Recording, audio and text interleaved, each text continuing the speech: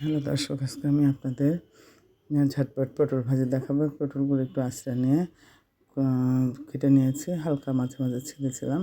তারপর কেটে ধুয়ে নিয়ে চুলার উপর প্যান দিয়ে তাতে পরিমাণ মতো তেল দিয়ে পেঁয়াজ মরিচ দিলাম এবং একটু কালো জিরে পাঁচফোড়ন দিলে পটল ভাজি সব বেশি টেস্ট লাগে। এটা দেবেন। তারপর পরিমাণ মতো হলুদ এবং লবণ দিয়ে আমি একটু নাড়াচাড়া করে পটলগুলো দিয়ে দিয়েছি। তো এইভাবে একটু নাড়াচাড়া করে, বেশি পটল ভাজি করতে খুব বেশি নাড়াচাড়া করতে হয় না।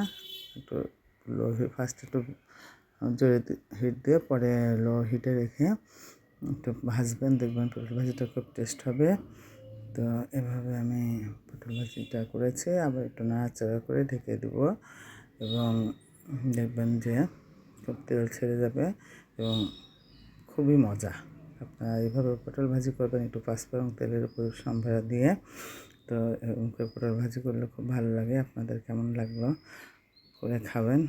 খুবই সুস্বাদু, ভাতের সাথে যে কোনো রুটি পরোটা যাই বলেন, সবার সাথে খেতে মজা। তবে আপনারা অবশ্যই করে খাবেন এবং জানাবেন। আল্লাহ হাফেজ, সবাই ভালো থাকবেন, আমার জন্য দোয়া করবেন।